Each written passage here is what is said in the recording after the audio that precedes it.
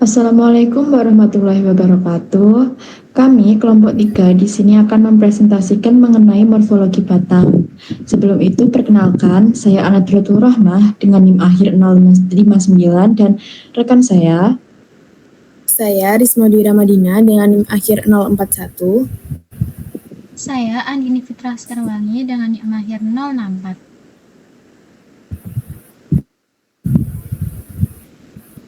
Di sini kita akan mempelajari yang pertama yaitu percabangan dikotomi sejati dan semu, lalu yang kedua itu perkembangan mikrofil dan megafil, yang ketiga perkembangan batang dikotil dan dengan batang monokotil, yang keempat identifikasi bentuk batang terkait fungsinya. Selanjutnya akan dijelaskan oleh rekan saya. Baik, selanjutnya yaitu dikotomi sejati. Apa itu dikotomi sejati? Jadi, dikotomi sejati adalah percabangan dikotomi sejati terjadi ketika meristem apikal atau ujung batang membelah diri menjadi dua bagian yang sama besar dan sama kuat, sehingga dapat menghasilkan dua cabang yang relatif identik, di mana prosesnya yaitu pada ujung batang terdapat jaringan meristem apikal. Yang kedua, meristem ini tidak hanya memanjang tetapi membelah ke arah lateral sehingga ujung batang terbelah menjadi dua. Setiap belahan kemudian melanjutkan pertumbuhan seperti batang utama sehingga kedua cabang tampak seimbang. Ciri-cirinya yaitu cabang yang terbentuk sama besar, sama panjang, dan sejajar. Tidak ada cabang utama maupun cabang samping, atau kedudukannya setara. Simetri percabangan jelas terlihat, dan struktur ini mempertahankan kesinambungan dominasi apikal karena pucuk apikal tetap ada, hanya saja terbagi. Selanjutnya yaitu dikotomi semu. Definisinya yaitu percabangan dikotomi semu terjadi ketika pucuk apikal tampak membelah, namun sebenarnya hanya salah satu cabang yang berkembang lebih dominan, sedangkan cabang lain lebih kecil. Akibatnya percabangan terlihat seperti dikotomi, namun tidak simetris. Prosesnya ketika pucuk apikal tampak membelah, tetapi tidak benar-benar membagi meristem. Salah satu cabang tumbuh lebih kuat sebagai cabang utama. Cabang lainnya tumbuh lebih lemah sehingga hanya tampak sebagai cabang samping, dan di mana pertumbuhan menghasilkan percabangan tidak seimbang. Ciri-cirinya yaitu satu cabang terlihat lebih besar atau dominan daripada cabang lainnya. Terdapat cabang utama dan cabang samping yang tidak setara. Yang ketiga, simetri percabangan tidak jelas. Nah, terlihat menyerupai dikotomi sejati, tetapi sebenarnya hanya semu saja.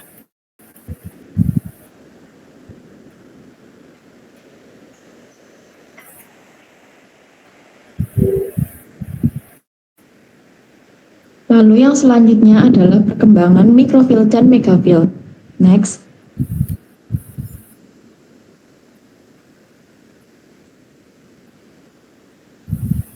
Mikrofil. Mikrofil diperkirakan berasal dari tonjolan kecil pada permukaan batang tumbuhan berpembuluh primitif. Tonjolan tersebut awalnya tidak memiliki pembuluh, kemudian secara evolusi ditembus oleh satu berkas pembuluh sederhana sehingga dapat berfungsi sebagai daun kecil. Daun tipe ini bersifat sederhana, berukuran kecil, tidak bercabang, dan hanya memiliki satu berkas pengangkut. Lalu yang megafil, diak ini berasal dari percabangan dikotom pada batang primitif yang mengalami serangkaian perubahan evolutif. Pertama, salah satu cabang tumbuh lebih dominan daripada cabang lainnya atau overtopping. Kemudian cabang-cabang tersebut menyebar dalam satu bidang datar atau planation, dan akhirnya ruang di antara percabangan terisi jaringan fotosintetik atau webbing, membentuk helaian daun yang lebar.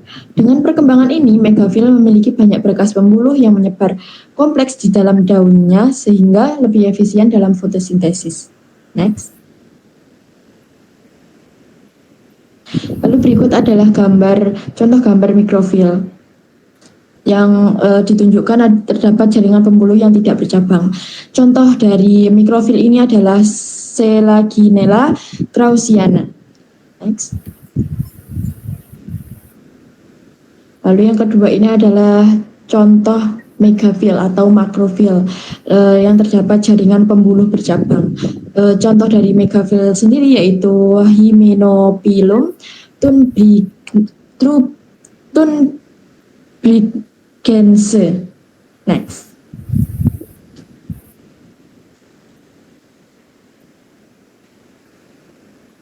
Selanjutnya yaitu perbedaan batang dikotil dan monokotil. Nah, ini adalah tambang melintang dari batang dikotil dan monokotil, di mana floem dan xilem di sini susunannya sangat jelas terlihat, di mana batang dikotil, penyusunan floem dan xilem sangat terstruktur dan tersusun rapi. Namun, di batang monokotil, susunan dari floem dan xilem ini tampak tersebar. Nah, di sini juga terlihat epidermis dari batang dikotil, ikatan pembuluh, dan jaringan dasarnya, yaitu parenkim. Nah, ini juga terlihat juga pada batang dikotil, di mana di bagian tengah sudah terlihat jelas dan rapi tentang empulur korteks atau jaringan dasar. Jadi jaringan dasar pada batang dikotil hanya di tengah seperti ini yang dikelilingi oleh jaringan pembuluh yaitu floem dan xilem. Sedangkan pada batang monokotil, jaringan dasar parenkim ini tersebar di sela-sela antara jaringan pembuluh. Next. Dari gambar tersebut bisa kita ketahui perbedaan antara batang dikotil dan monokotil. Pada batang dikotil, ikatan pembuluh tersusun dalam satu lingkaran, floem terletak di sebelah luar xilem, terdapat kambium di antara floem dan xilem. Kambium ini terlihat di bagian pertengahan antara floem dan xilem pada batang dikotil.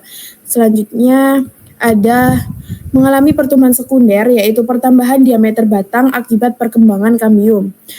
Selanjutnya jaringan dasar dapat dibedakan menjadi korteks dan empulur yang tadi terlihat di bagian tengah dan tidak terdapat sel-sel seludung pembuluh atau sel-sel khusus yang membungkus xilem dan floem seperti yang terdapat pada daun. Selanjutnya yaitu pada batang monokotil, ikatan pembuluhnya tersebar seperti pada gambar di samping, floem dan xilem bersebelahan, tidak terdapat kambium di antara floem dan xilem. Nah, ini kita bisa lihat di antara floem dan xilem ini di antaranya tidak ada jaringan, tidak ada kambium. Selanjutnya tidak mengalami pertumbuhan sekunder, artinya pada batang monokotil tidak mengalami pertumbuhan diameter batang. Selanjutnya jaringan dasar tidak dibedakan menjadi korteks dan empulur dan terdapat sel-sel seludang pembuluh. Next. Baik, selanjutnya yaitu kita masuk pada bagian bentuk batang berdasarkan fungsinya ya, di mana pada kali ini yaitu bentuk batang tegak atau yang erectus. Nah, contohnya itu padi jagung, di mana fungsinya menopang daun agar mendapat cahaya matahari secara optimal, memudahkan transportasi air dan nutrisi dari akar ke daun. Nah, di sebelahnya itu ada contoh dari bentuk batang berdasarkan fungsinya atau erectus. Di situ kan ada batangnya, ada padi yang ketika kita tahu bahwa sering terkena matahari maka akan cepat tumbuhnya seperti itu. Next.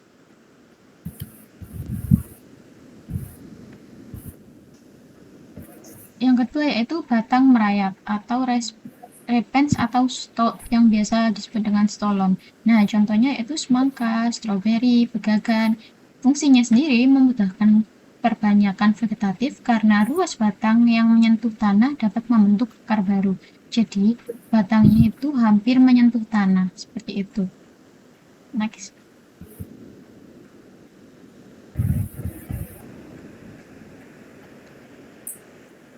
Batang memanjat atau climbing. Contohnya itu sirih, markisa, anggur. Fungsinya memanjat dan menopang agar mencapai cahaya matahari, hemat energi karena tidak perlu membentuk batang besar dan kokoh. Nah, di samping itu merupakan gambar dari contoh batang memanjat anggur. Nah, di situ kan juga tidak jelas ya, mana batang-batangnya itu terdapat dua yang bergelantungan. Nah, di situ batangnya juga tidak terlalu besar seperti itu. Next. Batang menjalar atau prostratus. Contohnya yaitu rumput teki, kangkung air.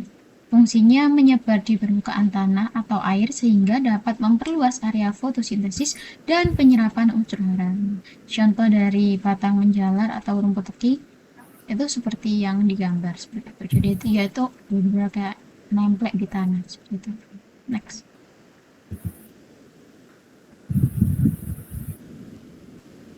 batang tegak atau tindak berkayu, atau yang disebut dengan herbaceous. Contohnya itu bayam, jagung muda. Nah, fungsinya fleksibel dan ringan, cocok untuk tanaman semusim dengan siklus hidup singkat. Nah, jadi kalau kalian tahu, bayam kan juga sering tersebar di mana-mana, namun siklus hidup bayam itu sangat singkat seperti itu.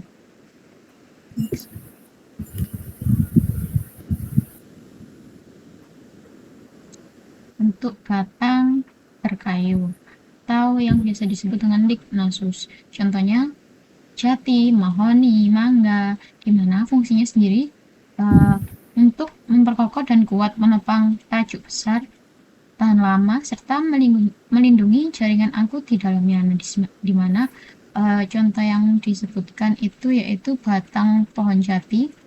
Di sebelahnya itu, ketika kita sering melihatnya di hutan-hutan atau di perjalanan, itu kan pohonnya kuat banget, besar, dan juga dimanfaatkan kayunya seperti itu.